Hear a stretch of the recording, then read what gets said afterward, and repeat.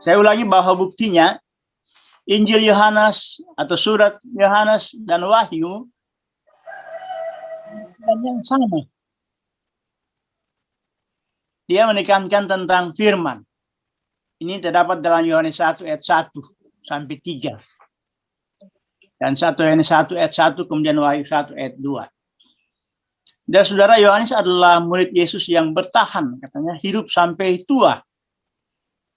Ketika murid-murid yang lain harus mati, tapi Yohanes menulis, dan kira-kira dia menulis ini sampai tahun 104 Masehi. Umurnya sendiri dikatakan bahwa 99 tahun. Dan dia mati dan dikuburkan di Efesus. Sumber dari apa yang kita pelajari ini dalam Wahyu 1 ayat 1. Dikatakan bahwa buku Wahyu dari Allah Bapa diberikan kepada Yesus dan dikirimkan kepada Yohanes melalui malaikat, selanjutnya diteruskan kepada hamba-hambanya. Jadi buku Wahyu ini adalah pemberian Allah kepada Yesus anaknya itu, kemudian dikirimkan katanya kepada Yohanes yang ada di Pulau Patmos. Sebentar kita akan lihat. Lalu selanjutnya diteruskan kepada malaikat dan hamba-hambanya. Pertanyaan, siapakah malaikat itu? Dalam Lukas 1 ayat 19, malaikat itu adalah malaikat Jibril. Kita kenal ketika malaikat datang kepada Elizabeth dan Zakaria itu, dan memberitahukan kabar bahwa Elizabeth yang dikatakan mandul itu akan memperanakan atau akan mengandung seorang anak. Itulah Yohanes yang kita kenal dengan Yohanes Pembaptis. Jadi itu adalah malaikat Jibril. Kemudian siapa hambanya? Siapakah hamba-hambanya? Katakan bahwa orang Kristen mula-mula biasanya menyebutkan diri mereka hamba. Jadi kalau mengatakan hamba itu adalah orang-orang Kristen. Nah, kalau bicara hamba, orang sering berdoa menyatakan hamba menaikkan doa kepada Bapa di sorga. Itu biasa. Jadi kita bersyukur karena kita juga mengenakan kata hamba ini, oleh karena hamba ini adalah orang-orang yang dipilih oleh Allah. Dan untuk kita lah satu-satunya juga firman ini disampaikan. Buku Wahyu adalah buku dari Yesus. Dan tentang Yesus. Dan yang menjadi pusat buku Wahyu adalah Yesus. Jadi Yesus datang dari Yesus, bicara tentang Yesus, dan semua yang kita pelajari berpusat katanya adalah tentang Yesus. Pada slide tadi dikatakan bahwa akan berlaku dengan segera. Apa artinya ini? Berlaku dengan segera menjelaskan bahwa peristiwa yang disebutkan dalam buku Wahyu akan terjadi tidak terlalu jauh di hari yang akan datang. Dan ini sudah terbukti bahwa ketika Yohanes menerima khayal ini atau penglihatan ini, dan dikatakan kurung waktu 104 tahun, kemudian dia mati di umur 90 sekian tahun ini, maka di akhir zaman sudah periode itu tidak terlalu lama. Kita tahu kapan akhir zaman itu mulai. Artinya bahwa buku itu setelah ditulis oleh Yohanes akan berlaku peristiwa-peristiwa itu tidak terlalu jauh. Nah, maksud penulisan buku ini, yang pertama, buku ini adalah pernyataan dari Yesus untuk menyatakan apa yang akan terjadi, dan juga adalah pernyataan tentang Yesus. Sekali lagi, buku ini adalah pernyataan dari Yesus, dan buku ini juga menyatakan apa yang akan terjadi, dan juga adalah pernyataan tentang Yesus. Jadi kita berbicara mengenai Yesus keseluruhan ini.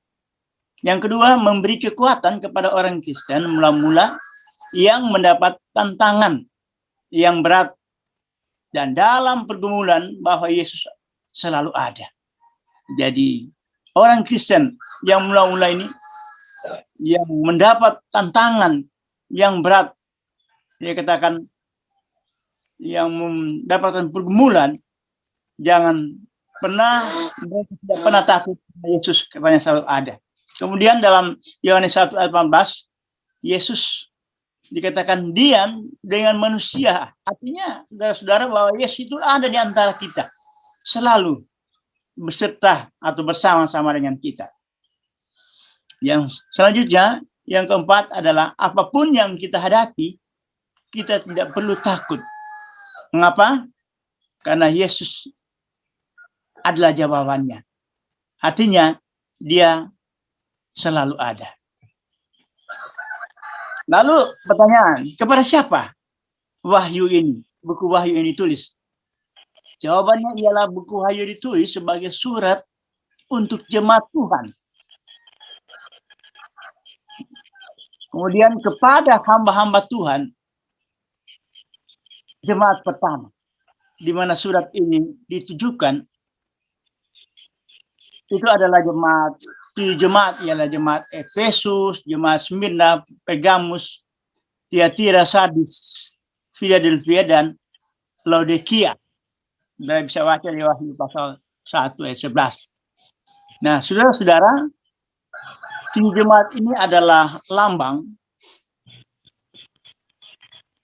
7 fase atau periode di mana sejarah gereja dari zaman rasul-rasul sampai kedatangan Yesus kedua kali. Artinya di sini memang tidak terlalu menekankan kapan jemaat mulai dan berakhir, tetapi lebih menunjuk kepada satu era Kristiani, satu era Kristiani. Nah, zaman ini terletak di tempat yang terjangkau, dan ada jalan yang menghubungkan kota-kota di Asia kecil ini. Dan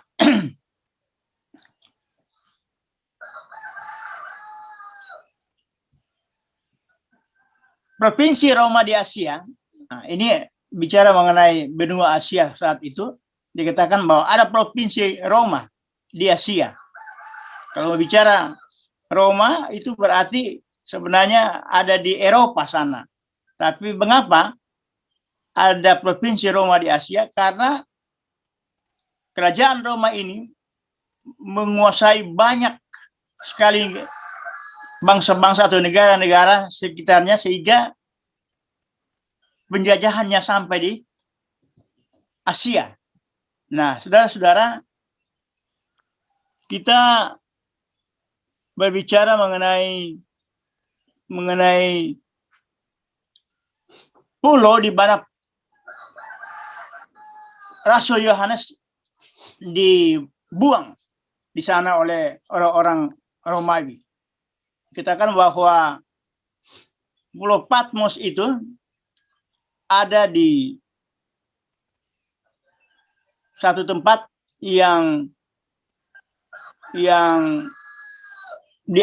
terasing, lalu dikatakan bahwa Pulau Patmos itu mempunyai wilayah atau luasnya dikatakan bahwa ada 487,7 km dari timur ke barat dan 418,5 km dari utara ke selatan.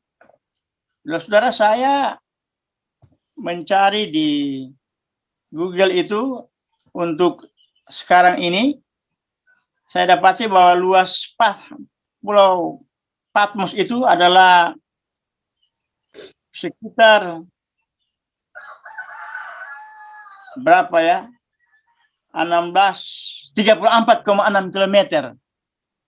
Kalau bicara Pulau Patmos itu 34,6 km, itu cukup besar, lebih besar dari Pulau Gangga itu. Nah, dikatakan bahwa di bagian barat wilayah Asia Kecil sekarang ini, sekarang ialah Republik Turki. Pada zaman Helenistik, apa itu Helenistik, saudara-saudara? Helenistik adalah masa di mana Alexander Agung dari kerajaan Yunani atau kerajaan Grecia ini, dia mempunyai pengaruh yang luar biasa di Eropa, yang puncaknya ada di tahun 33 Masehi. Nah, di saat budaya Yunani itu merajalela di sana, di saat itu juga banyak terjadi penganiayaan terhadap orang-orang Kristen mula-mula. Jadi masa zaman perjanjian baru ini menjadi pusat kebudayaan Grecia Roma. Dan Paulus tinggal berbulan-bulan di Pulau Patmos itu. Saudara-saudara, di awal tadi saya katakan bahwa ada angka 7 jemaat. Gitu. Nah, kita perlu mengetahui latar belakang dari angka 7 ini. Angka 7 sangat penting di buku Wahyu. Seperti 7 jemaat. Kalau baca ayat 4 dikatakan ada 7 roh. Lalu ada 7 kaki diam. Ayat 12, 7 bintang. Ayat 16. Dan lain-lain, angka 7 itu. Nah, angka 7 dalam buku ini haruslah dimengerti dalam arti lambang. Jadi saudara-saudara orang harus lebih mengerti bahwa ini adalah lambang. Angka 7 punya untuk menyatakan lengkap atau kesempurnaan. Jadi saudara-saudara, seperti yang kita sangat percaya bahwa angka 7 itu adalah angka yang sempurna. Contohnya, Tuhan menjadikan dunia ini 7 hari. 6 hari dia kerja, 7 hari dia berhenti. Itu adalah angka yang sempurna. Nah, saudara-saudara, pada hakikatnya di provinsi Asia bukan hanya 7 jemaat yang ada. Karena ada jemaat Kolose, jemaat Hierapolis. Kita bisa baca di Kolose 1, ayat 2, 4, dan 13. Namun, hanya 7 jemaat yang disebutkan.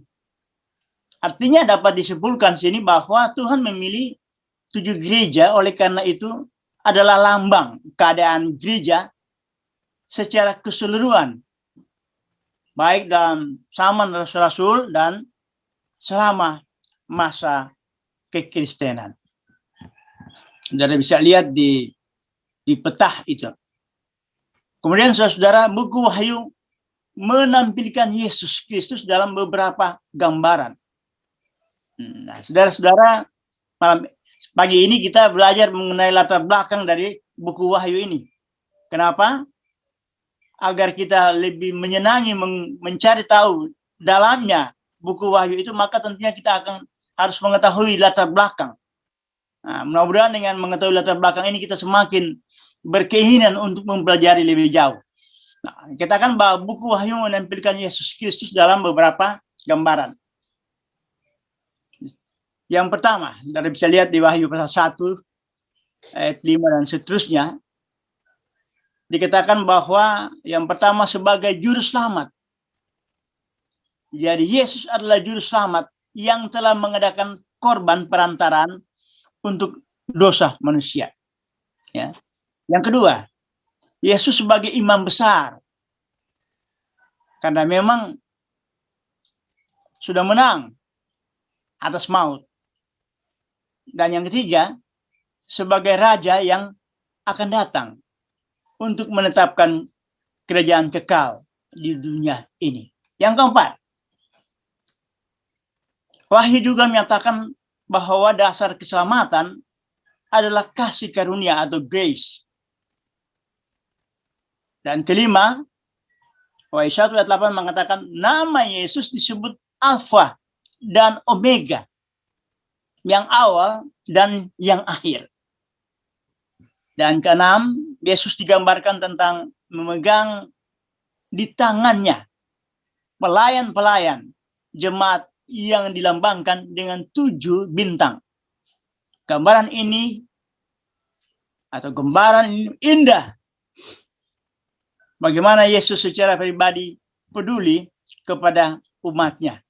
Jadi kita bersuka cita ketika kita menjadi pelayan Tuhan, kita sangat dipeduli oleh Yesus Kristus itu. Kemudian saudara-saudara, kita melihat dia berjalan di antara ketujuh dian yang kita tahu ini adalah lambang jemaatnya. Selanjutnya, tadi saya sudah sedikit singgung bahwa keberadaan Pulau Patmos itu dikatakan bahwa pulau kecil yang berada di sebelah kota Efesus itu. Dikatakan Pulau Patmos, Pulau Batu Karang, artinya tidak ada kehidupan di situ. Artinya digunakan sebagai tempat pembuangan para hukuman. Jadi orang Romawi, kerajaan Romawi itu membuang orang-orang yang mereka tidak senang, tidak menurut peraturan-peraturan dari Roma ini, dibuang ke sana. Nah, saudara-saudara, inilah kenyataan yang menerangkan bahwa Rasul Yohanes berada di Pulau Patmos sebagai tawanan Roma. Selanjutnya, saudara-saudara, dalam Wahyu 1 ayat 10 dikatakan, pada hari Tuhan, aku dikuasai oleh Roh. Nah, kita akan lebih belajar bagaimana tentang hari Tuhan ini. Saudara-saudara, sebutan hari Tuhan itu dikatakan tidak ada disebut di ayat lain di Alkitab. Hanya di buku Wahyu, khususnya di Wahyu 1 ayat 10 ini. Ya. Ada 5 proposal kemungkinan arti hari Tuhan. Yang pertama, kebanyakan komentar Alkitab mengartikan hari Tuhan sebagai hari Minggu, ya, sehingga banyak sebutan saudara kita bahwa hari Minggu itu adalah hari Tuhan. Nah, sejak permulaan abad kedua, penulis-penulis Kristen sudah merujuk ayat ini kepada hari Minggu sebagai referensi kepada hari kebangkitan Kristus. Dikatakan bahwa Bapak Gereja yang pertama menggunakan ini adalah yang bernama Clement dari Alexandria pada tahun 190 Masehi. Namun saudara-saudara, kita tidak dapati ada disebutkan di Alkitab bahwa hari Tuhan itu adalah hari Minggu. Gantinya hari pertama dalam minggu. Referensinya saudara bisa baca di buku Matius 28, Markus, dan seterusnya. Yang kedua, saudara, beberapa ahli Alkitab katakan bahwa hari Tuhan itu adalah hari kebangkitan Yesus yang dirayakan setiap tahun. Gantinya hari mingguan. Ya. Jadi di sini kita bisa dapat pengetahuan lagi bahwa para ahli Alkitab mengatakan bahwa hari Tuhan itu adalah hari kebangkitan Yesus yang dirayakan setiap tahun. Jadi bukan minggu Ahad setiap minggu itu. Ada perayaan yang mereka buat, perayaan tentang kelahiran itu, tentang kebangkitan itu dibuat 1 tahun 1 kali. Nah, beberapa bapak gereja menulisnya demikian dan dirayakan di Asia kecil dikatakan. Itu ada perayaannya 1 tahun 1 kali sebagai peringatan kebangkitan Yesus. Tapi sekali lagi tidak ada bukti Alkitab yang jelas. Yang ketiga, yang lain mengartikan sebagai hari kaisar. Buku ini ditulis, dikatakan orang Kristen sedang menghadapi penganiayaan karena tidak mau berbakti kepada kaisar. Saya katakan tadi bahwa ketika buku Wahyu ini ditulis dan Yohanes diasingkan di Pulau Patmos, saat itu sedang terjadi penganiayaan kepada orang-orang Kristen yang mula-mula. Mengapa? Karena mereka tidak mau berbakti kepada kaisar yang kita tadi pelajari mengenai hari Minggu, hari Ahad, hari yang pertama. Pandangan lain dari hari Tuhan adalah hari Sabat, hari ke-7 dari Minggu. Nah, saudara-saudara, ini adalah interpretasi tradisi kuat dari gereja kita, dari jemaat Gereja Masih Advent hari ke-7, dan Nyonya White juga memegang interpretasi ini. Artinya tidak ada di ayat lain menyebut hari Tuhan, tetapi Sabat hari ke-7 di Alkitab disebut sebagai hari kudusku dan hari kudus Tuhan. Yesaya 58 ayat 13. Dalam buku Matius, buku Markus, buku Lukas dikatakan, di Injil dikutip oleh 3 penulis bahwa anak manusia adalah Tuhan atas hari Sabat.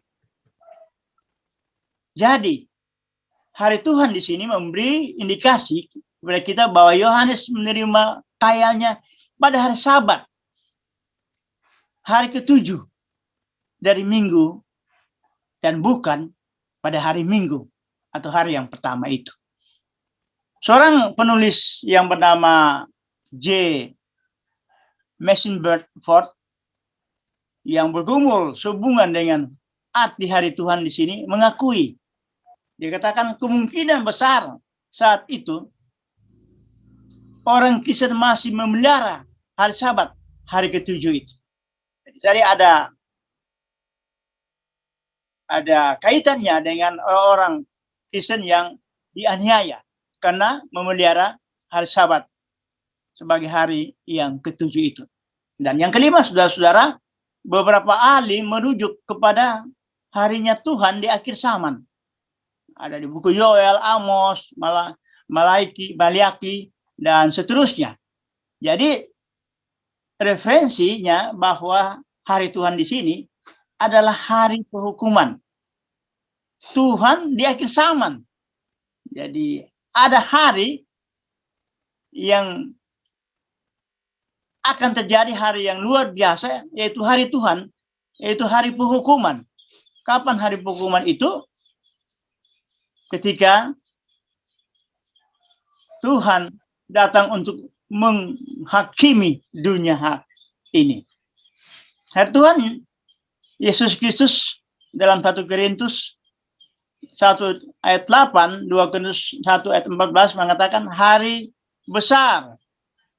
Dalam buku Yudas, hari penghakiman, Yudas katakan, karena setan waktu itu mengumpulkan raja-raja di bumi, atau bisa kita ketahui peristiwa di Armageddon, dan hari itu mereka dicampakkan ke neraka. Itu adalah hari besar yang ditulis oleh Yudas itu. Kemudian hari murka Allah, sama ini saudara-saudara. Hari murka Allah. Jadi hari besar atau hari Tuhan, maksudnya itu adalah hari-hari di mana Allah sendiri yang melakukan sesuatu yang besar. Kemudian saudara-saudara, dikatakan bahwa ini tidak cocok karena Yohanes berada di Pulau Patmos saat dia menerima KL ini.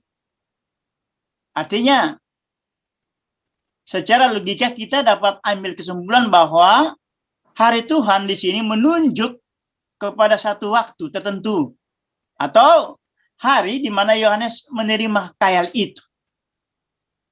Dan ayat-ayat ini juga mengatakan sementara Yohanes berada di Pulau Patmos, dia berada dalam roh pada hari Tuhan itu sendiri. Dan saudara, buku Wahyu ditulis untuk apa? Buku Wahyu ditulis pertama untuk menuntun dan menghibur umat Tuhan sepanjang perjalanan kekristenan mereka. Dan bersuka cita oleh karena buku ini memberikan penghiburan bagi kita sepanjang kita hidup setia kepada Tuhan menanti kedatangan Tuhan. Kemudian buku ini penuh dengan peristiwa-peristiwa akhir zaman yang berhubungan dengan harinya Tuhan ini. Selanjutnya dikatakan bahwa sehubungan dengan peran hari Sabat, hari ke-7 dalam minggu, sehubungan dengan peristiwa-peristiwa akhir zaman, bukan tidak masuk di akal untuk melihat ada arti ganda sehubungan dengan hari Tuhan.